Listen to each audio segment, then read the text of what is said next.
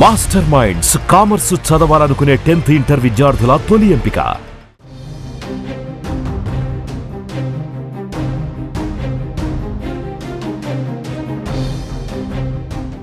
Breaking news. Hyderabad Jeedimetla police station పరిధిలో దారుణ ఘటన చోటు చేసుకుంది.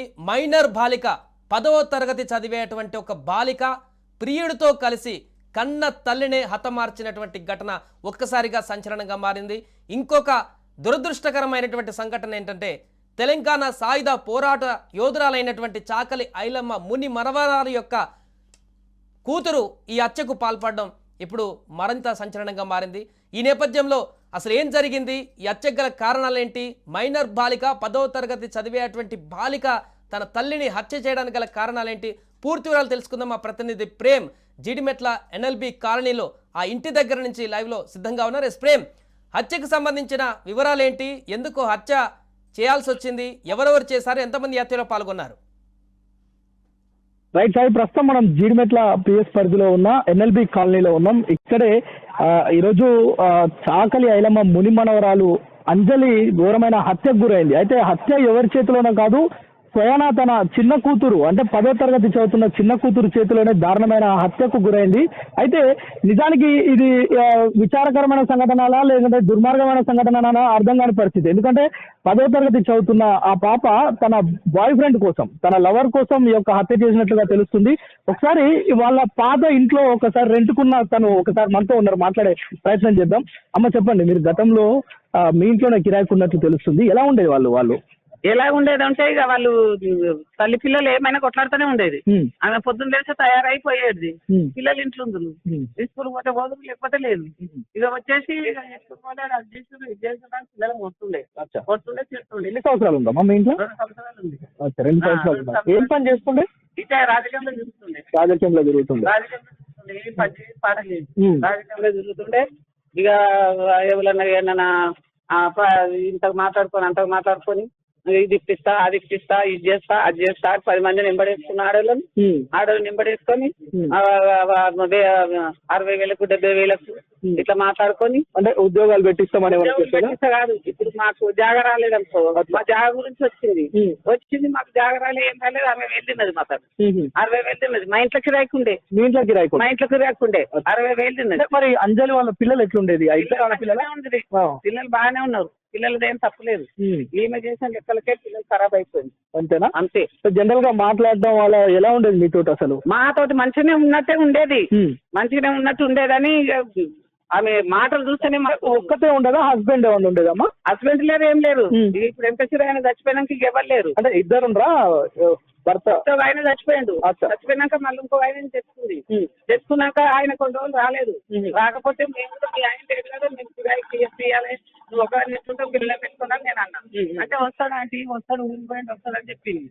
చెప్పినాక 2 నెలల దాకా చూసినాక 2 నెలలకు పిలిపించి ఉంచుకున్నాను. ఉంచుకొని ఇక వాడిని మాటలు ఇక కొట్టింది కూడా ఇంట్లో. అవునా? మొగడిని. ఆడు మొగడు రాడాడు,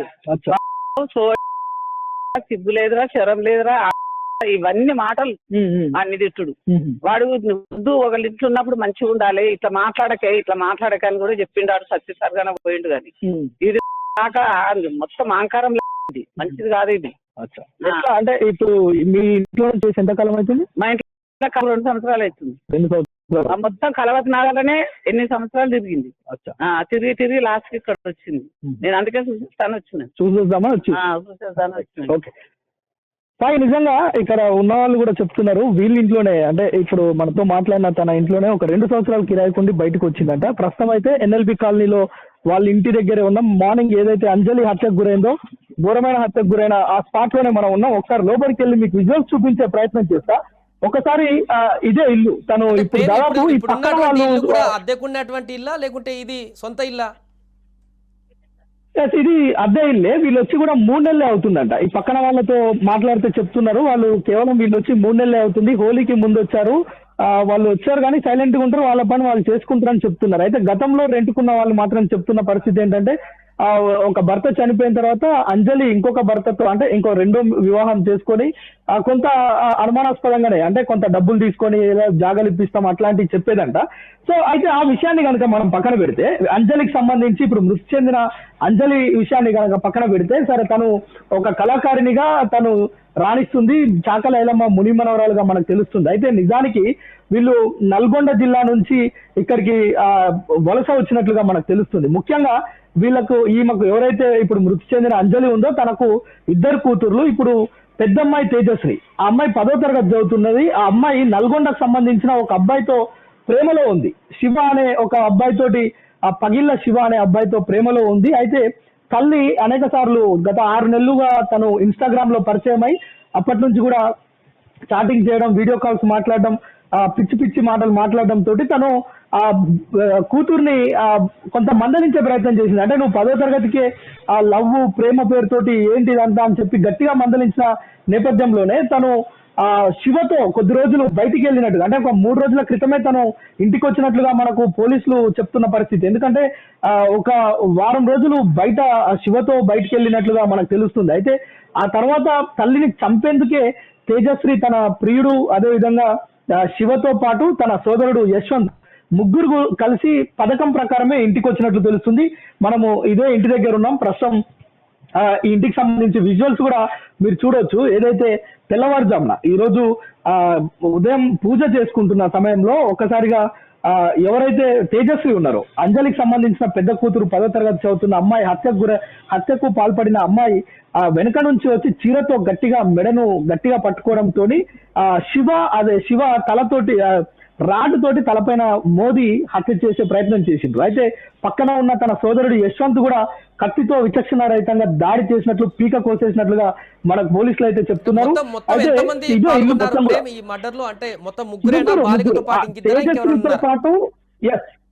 తేజశ్రీతో పాటు 2 అబ్బాయిలు ఎవరైతే శివ ఉన్నాడు, శివతో పాటు బాయ్ ఫ్రెండ్ శివ సోదరుడు యశ్వంత్, ఈ ముగ్గురు కలిసే ఈ యొక్క ఘాతుకానికి పాల్పడ్డారు. నిజానికి శివ కూడా ఏదో డీజే ఆపరేటర్ గా నల్గొండలో పనిచేస్తున్నట్లుగా మనకు తెలుస్తుంది. తన సోదరుడు ఇంకా చిన్నోడు, వారికే 16 సంవత్సరాలు, అంటే యశ్వంత్ కు 14 సంవత్సరాలు. ఈ ఇద్దరు కలిసి యశ్వంత్ తోటి ముగ్గురు మైనర్లే ముగ్గురు కలిసి, అంటే దీన్ని ఆవేశం అనాలా, అనాలోచిత విధానం అనాలా, తల్లి అనే ఒక విచక్షణ మర్చి ఒక అబ్బాయి కోసం, 10వ తరగతి అమ్మాయి, సరే ఒక మేజర్ అయింది, ఒక ఇంటర్మీడియట్ కంప్లీట్ అయిపోయింది, డిగ్రీ కంప్లీట్ అయిపోయింది, ఉద్యోగం చేస్తుంది అంటే అది వేరు. ఒకవేళ తల్లిని ఒప్పించుకోలేక చేసిందా, అసలు ఏదైనా తప్పే. కానీ 10వ తరగతి చదువుతున్న అమ్మాయి ఈ యొక్క మొత్తం పీక కోసే అంత కసి పెంచుకుంది. కేవలం శివతో మాట్లాడొద్దు, ఈ లవ్, ఈ ప్రేమ వ్యవహారం చేయొద్దు అని చెప్పి మందలించడం, తిట్టడంతోనే మనం చూస్తున్నాం. ఇప్పుడే ప్రేమిస్తుంది అని లేకుంటే చాటింగ్లు చేస్తున్నాను ఎవరైనా మందలిస్తే వారు ఆత్మహత్యలు చేసుకున్న ఘటనలు చూసాం. కానీ ఇలాంటి చిన్నపిల్లలు హత్యలు చేసిన ఘటన మాత్రం ఇప్పుడే మనం చూస్తున్నాం. అంటే ఇది ప్రేమ వ్యవహారానికి సంబంధించిన ఒక్క కోణమే ఉందా, ఇంకా వేరే వివాదాలు ఏమైనా ఉన్నాయా తల్లికి ఆమెకి? వేరే వివాదాలు ఏమి లేవు. కాకపోతే వాళ్ళు తన తండ్రి చనిపోయిన తర్వాత తనే కళాకారిణిగా వివిధ స్టేజెస్ మీద పర్ఫామ్ చేస్తూ తన కుటుంబాన్ని సాకుతుంది. సో ఈ క్రమంలోనే పిల్లల్ని చదివిస్తుంది.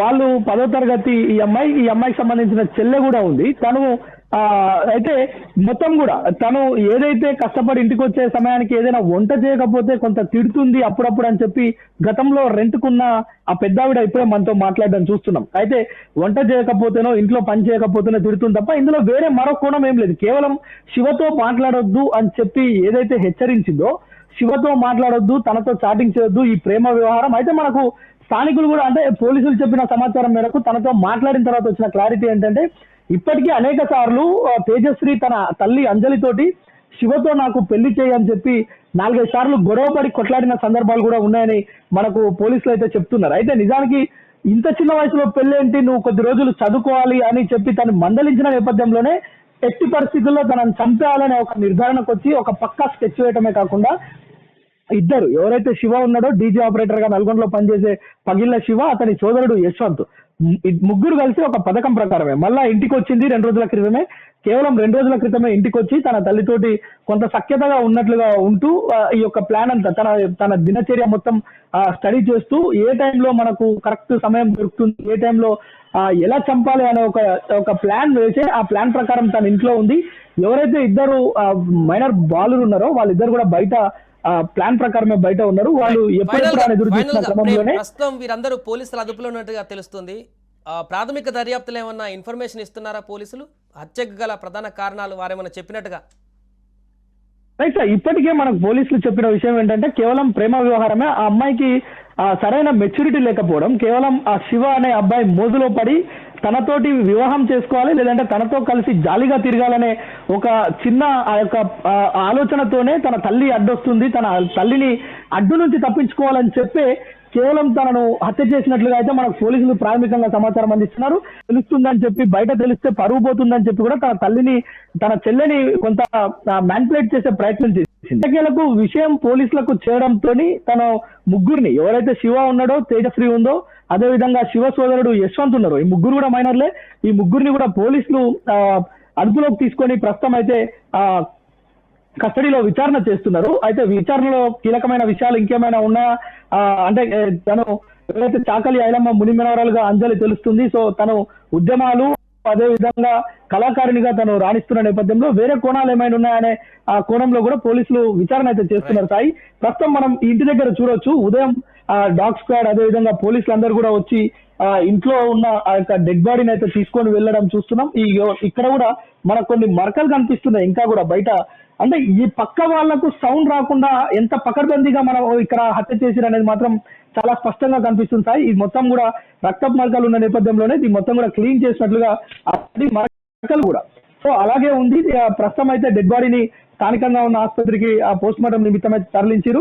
అట్ ద సేమ్ టైం దీనిపైన పోలీసులు దర్యాప్తు చేస్తున్నారు. ఈ యొక్క సంఘటనా స్థలానికి ఇప్పటికే డీజీపీ, ఏసీపీతో పాటు పోలీస్ శాఖకు సంబంధించిన డాగ్ స్క్వాడ్, క్లూస్ టీమ్ ఇదంతా కూడా వచ్చినాయి. ఎవరైతే హత్యకు పాల్పడ్డారో వారు ఉపయోగించవచ్చు అవన్నీ కూడా పోలీసులు స్వాధీనం చేసుకున్నారు. మనం ఇదే ఇల్లు పాపం అది చూడవచ్చు, 2 రూమ్లు ఉన్నాయి. ఈ రూమ్ లోనే 2 పిల్లల్ని తను చదివించుకుంటూ జీవనం సాగిస్తుంది. కానీ తన కన్న బిడ్డనే ఈ యొక్క దరిద్రానికి, ఈ యొక్క దుర్మార్గానికి ఒడిగడుతుందని ఆ తల్లి ఊహించలేకపోయింది. ఎట్టకేలకు ప్రాణాలు అయితే కోల్పోయింది. ప్రాణాలు కూడా ఘోరంగా తన కూతురే తీరతో తన ముఖాన్ని కప్పేస్తే ప్రియుడు వచ్చి పీక కోసి చంపేసిన ఉదంతం స్థానికులను అయితే కలవరపెడుతుంది. మనం చూడొచ్చు, స్థానికులంతా కూడా భయభ్రాంతులు బయట నుంచి ఇంటిపై నుంచి ఇక్కడ చూస్తున్న పరిస్థితి ఉంది. ప్రతి ఒక్కరు కూడా సో మొత్తానికి ఈ యొక్క ఈ హత్య తర్వాత కొంత ఒక్కసారిగా భయపడ్డట్టుగా తెలుస్తుంది. ఎందుకంటే పక్క వాళ్ళని అడిగితే చెప్తున్నారు కేవలం వాళ్ళు వచ్చి 3 months అవుతుంది, పెద్దగా ఎవరితో మాట్లాడే వాళ్ళు కూడా కాదు, వాళ్ళ పని వాళ్ళు చేసుకునేదని చెప్తున్నారు. కానీ ఒక్కసారిగా ఎవరైతే 10వ తరగతి చదువుతున్న తేజశ్రీ యొక్క హత్య పాల్పడింది అన్నప్పుడు ఆ ఏరియా అంతా భయాందోళనకు గురైన పరిస్థితి మనకి ఇక్కడ కనిపిస్తుంది Sai. Right, thank you Prem. So మొత్తానికి అది జీడిమెట్ల పిఎస్ పరిధిలో చోటు చేసుకున్నటువంటి ఘటన ఒక్కసారిగా సంచలనంగా మారింది. 10వ తరగతి చదువుతున్నటువంటి ఒక మైనర్ బాలిక, ఎలాంటి మెచ్యూరిటీ లేనటువంటి స్టేజ్లో ఉండేటువంటి బాలిక తన ప్రియుడి కోసం ఆ ఏజ్లో ప్రేమ అనేటువంటి దానికి సంబంధించిన వివరణ కూడా తెలియనటువంటి ఏజ్లో ఒక ప్రేమ మోజులో పడి కన్న తల్లిని అతి కిరాతకంగా హత్య చేసినటువంటి ఘటన, పూర్తిగా 3 మైనర్లు కూడుకొని హత్య చేసినటువంటి ఘటన సంచలనంగా మారింది. వెంటనే అక్కడికి పోలీసులు చేరుకొని దర్యాప్తు కొనసాగిస్తున్నారు. ప్రస్తుతం ఆ బాలికను అదేవిధంగా మిగతా 2 కూడా అదుపులోకి తీసుకున్నట్టుగా తెలుస్తుంది. వారి నుంచి వివరాలు రాబట్టిన తర్వాత మిగతా ప్రొసీడింగ్స్కు మూవ్ అయ్యేటువంటి అవకాశం ఉన్నట్టుగా కనపడుతుంది. సుమన్ టీవీలో మీ పర్సనల్ అండ్ బిజినెస్ ప్రమోషన్స్ కోసం కింది నెంబర్కి కాంటాక్ట్ చేయండి.